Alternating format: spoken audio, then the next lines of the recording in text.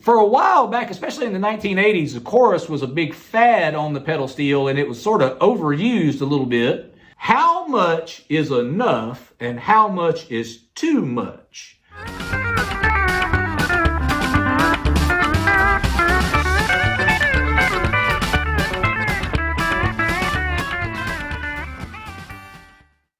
All right, I've got my new Boss MS3 rigged up now in my effects series, as I've already described. I'm going to go over here and look at the computer screen now. And what I have here pulled up is, this is the what's going on with the patch that I've got selected here. If you go over here and look, you'll see I call this patch Fast Steel, and all that's the thing that I use about 90% of the time. It's my straight up, just plain old standard garden variety steel guitar sound. Now I've got everything in the patch turned off right now, and I'm going to let you hear what my guitar sounds like with absolutely no effects of any kind at all. So that's absolutely nothing. Now, if you look up here at this top row, this will show us everything, all the different kinds of effects that are built into this patch. And I'm already going to tell you that I have a couple of them turned off. When this patch is inactive, the first thing that's on is, and you'll notice up here it says input, and it shows a guitar because, well, nothing's built for the pedal steel, right? And then it goes all the way through all these things, and it comes out the other end over here at the amplifier. So the very last thing in this effects chain is reverb. And the order that effects go in are very, very important. And it's almost always the case that reverb is going to be last. So here's my guitar with no effects at all. And here's my guitar when I turn on the reverb that I've already got programmed for my standard steel sound. Now, if you look down here, you'll see that in the editing area, there are all kinds of different types of reverbs I could have used. And all a reverb is, if you don't know, is it's intended to replicate the natural ambience of a room or some other space. In this case, I went through and listened to all the different ones available, and I decided that I liked Hall number 2 the best. And then I went over here, and down through here you can see all the different ways you can change everything that this reverb does, from how long its time is. This pre-delay determines how many milliseconds it is before the effect starts doing something. The effect level tells you how loud it is compared to the unaffected signal. And then it has EQing options and so on, all these things. This tells you that the direct level is at 100%. And so this particular crop of parameters is what I use as my very baseline reverb setting. Now, the next thing that I use in my Fast Steel, basically number one most of the time used patch, is some delay. And you'll see that they're right next to each other in the chain here. Again, this is very common when you're putting things in a certain order to put them in an order like this. So I'm going to let you hear it with just the reverb. And now I'm going to turn on that delay. And this is what my patch sounds like as it is written. And you hear a little echo if I smack it hard. Now, if I just play something soft, that delay is not so apparent. And that brings me to an interesting point when it comes to effects. How much is enough and how much is too much?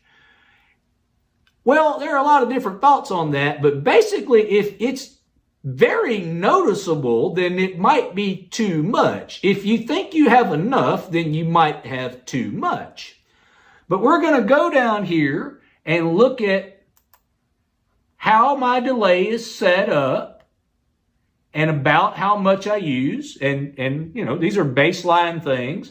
But I have my delay set up. It says single. That means I'm not using any kind of stereo processor or any kind of delay, multiple tap delay. This is just going to mean I'm going to play a note and another note is going to echo behind it and so forth. So over here in the time, I've started out with 300 milliseconds. This feedback is how many repeats are going to happen when you play a note. And I've got it set up so that I get about, a repeat and a half or thereabouts. And then I've got the level here. That's how loud is the effect compared to the natural output level. I've got it about 49 or 50 or so. So basically what I have going on here is a 300 millisecond delay with about a repeat and a half, and it's about half as loud as the original note. And so if I were to play something with just my regular old, here it is every day, if I could only have one patch on earth, this would be it for the steel guitar. It would sound like this.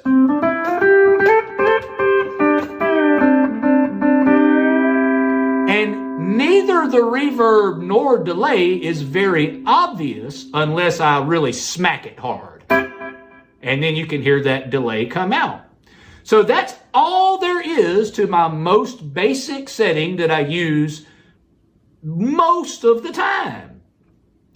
Now, sometimes I want to play something where I need a little bit more of the same kind of thing, especially if I want to play a real pretty ballad. If you're playing a pretty ballad, it's nice to have a little bit more of that reverb and delay. So I have another patch over here that I call slow steel. And when I click that, it switched everything over here in my processor when I clicked it on my patch. And you'll see that up here in the corner, we still have that reverb. We still have a delay. And now we have a modulation. So basically the first thing is, okay, here's what the first one sounds like. If I play a pretty little phrase. And here's what the next one sounds like if I play the same thing with a little more delay and a little more reverb. And you'll see that I have an effect up here that says mod 2. So what is mod 2? Well, let's click on it and find out. It says mod 2 is a chorus. And by the way, for a while back, especially in the 1980s, the chorus was a big fad on the pedal steel and it was sort of overused a little bit. So I just have just the teeny tiniest little amount.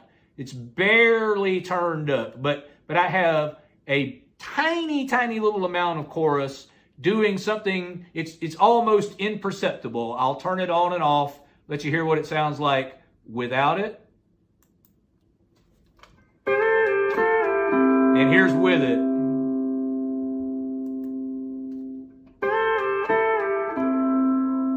Almost can't even tell it's there, but it's just enough slight little modulation to add something into a pretty little phrase like that.